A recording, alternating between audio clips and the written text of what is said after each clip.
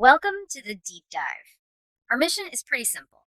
We take a whole stack of compelling sources, research papers, expert commentary, deep corporate analysis, and we just boil it all down.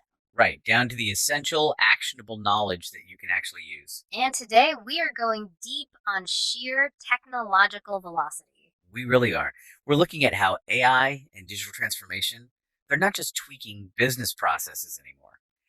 They are fundamentally redefining everything. Everything like finance, corporate strategy. How we educate students, Yeah. even how we do basic research. The core structures are changing. The sources we've pulled together for this are pretty heavy hitters. We've got senior corporate leaders, university deans, expert professors. And they're all wrestling with the same core question, really. What does this disruption actually look like in 2025?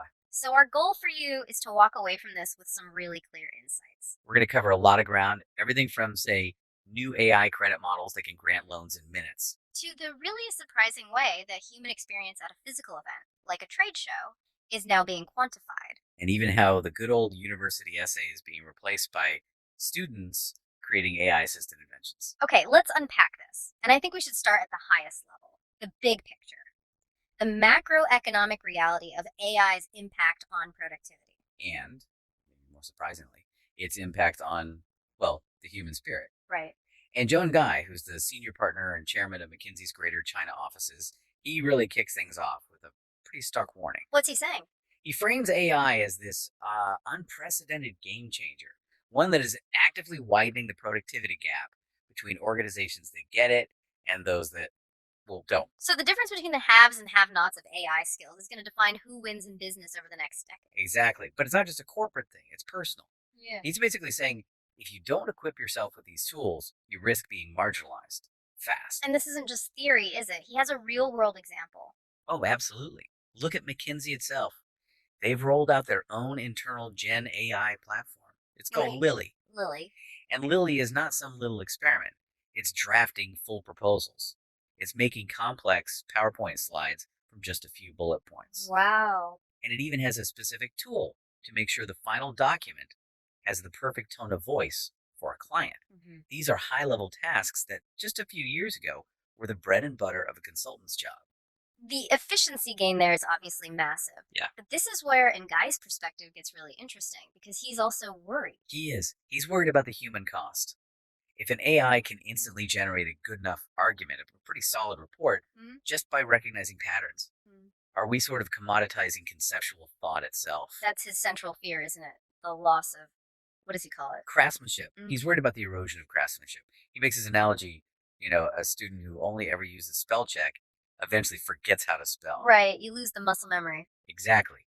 He fears that by taking the difficulty out of the creative process, that long, hard struggle to get a slide deck just right or to build a compelling argument from scratch, we lose something important. We lose the motivation, the satisfaction that comes from the struggle itself. The output might be faster, maybe even better on paper, but the character, the perseverance you build through that slow process, just gone. That is such a powerful critique. If AI makes everything frictionless, does the human effort behind it start to feel worthless? It's a huge question. And speaking of friction, Jai adds another layer. He says corporate leaders just can't stay neutral on geopolitics anymore. It's impossible. The world's too tense for that now. Right. Business decisions and political realities are completely tangled up. He says leaders need what he calls savvy navigation. The easy globalization of the early 2000s is over. Staying quiet isn't a strategy anymore. That is a tough landscape for any leader. So let's take that idea of AI-driven speed and apply it somewhere really specific, somewhere that's been, frankly, pretty stagnant. Supply chain finance. Exactly. Small business finance. Getting a loan used to be so slow. It was all about asset-backed loans, ABL, where you had to pledge your actual physical inventory. It was awful. A costly, cumbersome process, just riddled with fraud risks. But that whole model is basically dissolving. It's dissolving fast. We're moving to financing based on accounts receivable, and the engine for all of this is AI, using real-time data. Okay, so tell me about Professor Human Yan and this group, AIFT. Right, the Laboratory for AI-Powered Financial Technologies, they are right at the forefront of this. Their whole focus is enabling what they call smart credit for small and medium-sized businesses, SMEs, that aren't publicly listed. And they do this by using data from where? From the e-commerce giants. Amazon, Shopee, TikTok, They tap into these massive real-time data flows. That's the revolutionary bit, isn't it? Because before, if you were a small private company, a bank had no public data on you, so no loan. Or a terrible one with awful rates. So what AFD did was they engineered a patented upgrade to a classic credit risk tool called the KMV model. The KMV model. Remind me how that works. Traditionally, it uses a company's stock market data to figure out its odds of going bankrupt. It calculates something called an expected default frequency, or EDF. Which is completely useless if you're not publicly traded. Exactly. That's the problem they solved. AIFT's model ignores the stock market. Instead, it plugs in observable, controllable, real-time cash flow data. Things like what? Sales numbers? Sales velocity, inventory turnover, even customer reviews, all tracked continuously through the e-commerce platforms. It gives the bank a constantly updated, super accurate picture of the company's real health. So it's based on behavior, not just old financial statements. That really changes the risk calculation. But wait, if your credit is totally tied to your performance on, say, Amazon, doesn't that create a new kind of dependency? A new vulnerability? It absolutely does. It introduces new dependencies for sure. But for the small business, the immediate benefit is just access to capital they never could have gotten Yeah, before. and it's already happening. Yes. BOCHK, Bank of China Hong Kong, launched Account Opening Express for Amazon sellers. They use AIFT's report to basically skip the long know your customer or KYC process. It's all about speed. Okay, speaking of KYC and regulation, Professor Xiaofan Liu has a really important counterpoint on this, especially with stablecoins. He says a lot of it creates the illusion of KYC. It does. It's a fascinating argument. He says regulators put all their energy, all their strict compliance on the issuance part, the on ramp. The moment you change your real money into a stablecoin. Exactly, where you have to show your ID. But, he points out, that's not where the crime happens. The real illicit activity, money laundering, fraud, that all happens downstream. In the secondary markets, the decentralized ones. Precisely. Once the digital asset is out in the wild, the criminals use really sophisticated tactics. They'll split addresses, they'll chain hop across different blockchains, they use mixers to hide where the money came from. So focusing all the security on the front door just gives normal users a false sense of security. And it actually shelters the bad guys who are operating in that unregulated space. The compliance becomes a kind of performance, while the real crime is happening down the alley. We're not solving the system's problem, we're just making it harder for the good actors. It's just another battle between efficiency and complexity. And it shows that, full surveillance of an open blockchain is still more of an idea than a reality. Okay, let's shift gears. From the digital flow of money to the physical flow of people. I found this fascinating. Dr. Farida Kasimpoy at Pico Group, she wanted to solve a basic problem. All the customer data that just vanishes at physical events. Right, at a trade show or a conference. In the digital world, every click is tracked. In the real world, a person's attention just disappears into the air. So what was her solution? Her big idea was that face-to-face events have to be just as measurable as a website. So she developed this algorithm, XQ, to measure return on experience, ROX. Return on experience. I like that. How does it work? It's based on 3 key metrics. First is relevance. That's all pre-event data. Who signed up? What's their job title? What are they interested in? Are the right people even in the room?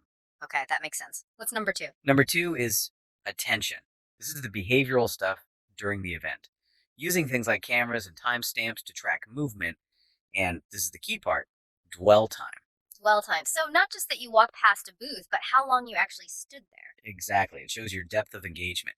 You might walk past 100 booths, but if you spend 5 minutes in one interactive zone, that tells the organizer something incredibly valuable. And the third metric. A third is interest. This measures the tangible actions. Did you sign up for a test drive? Did you ask for a price quote? Or in a university seminar, did you demonstrate a specific learning outcome? It quantifies the result. That's a really powerful feedback loop. And her research also touches on a really interesting organizational theory about digital transformation. She calls it the mixed echelon. Yeah, this challenges that old idea that digital transformation is only driven from the top down by the top management team, or TMT. So it's not just the CEO's vision. Not anymore. Yeah. Especially in consumer markets that live or die on platforms like Douyin or TikTok. She says success requires influence from both the top execs and the younger, tech-savvy employees on the front lines. The mixed echelon. Why are those younger employees so important to this strategy? Because they're the best informants, they understand the trends, the shifting social media moods, how users actually behave on these platforms. It's information that TMT often just doesn't have. So the strategy has to be informed by the people who are actually living in that digital world. Exactly. The younger echelon sets the pace and the flavor of the engagement. You need them to get that ROX success we were just talking about. That connects perfectly to our final section, how this is all transforming knowledge itself. Let's start with education. Professor Ron Kwok, he has this vision for universities that moves way beyond the classic pen and paper essay. Oh, yeah, he wants students creating real world products, viable business proposals, working prototypes, even patentable app ideas. That's the new standard. And this is all part of City UHK's Three Eyes philosophy. Interactive, inspiring, and innovative learning. That's the one. So, if students aren't spending hours writing essays, how are they learning the foundational knowledge? They get that outside of class now using AI and other digital tools. That frees up all the in person class time for these rich, problem based discussions. The professor isn't a lecturer anymore, they're a facilitator. It's the flipped classroom model, but supercharged with AI. It is. And the most innovative part is the course specific chatbot. Tell me more about that. That sounds game changing. It's hyper personalized. Yeah. Think of an AI teaching assistant with the perfect memory. It's been trained on the syllabus, the lectures, all the readings, Okay. but also on the university's entire patent database. So it's a learning partner that helps students refine their ideas for their minimum viable products, their MVPs, and it actually helps them develop ideas that could be genuinely patentable So it's directly connecting what you learn in class to real economic output. instantly. And this kind of accelerated self directed learning, KWalk, suggests it could mean the end of the standard 4 year degree. Mhm. Talented students might finish much faster or even do an undergrad and a graduate degree at the same time. A revolution in academic pacing. And that same idea of hyper efficient knowledge generation is also happening in the research world. Yes, with Professor Jian Ma and his project, ScholarMate, and SysGPT. That's a GPT for science, technology, and innovation. And what's the problem it's trying to solve? The problem of siloed research. There are over 3 million academic papers published every year, and they mostly just sit there, isolated, really hard to connect. So, how does an AI turn that mountain of disconnected papers into collaborative knowledge? It does synthesis on a scale a human just can't. It can map the entire global research landscape on a topic in seconds. It can identify the theoretical gaps so researchers can jump straight to the new questions. It can even simulate a peer review. That's amazing. But what's the direct benefit for a business? How do you get that research out of the ivory tower? That's the killer app. StidGPT can transform a dense academic paper into a concise management recommendation report for a business executive. Wow. So it instantly bridges the gap between a university like City UHK and industry giants like Huawei or Tencent.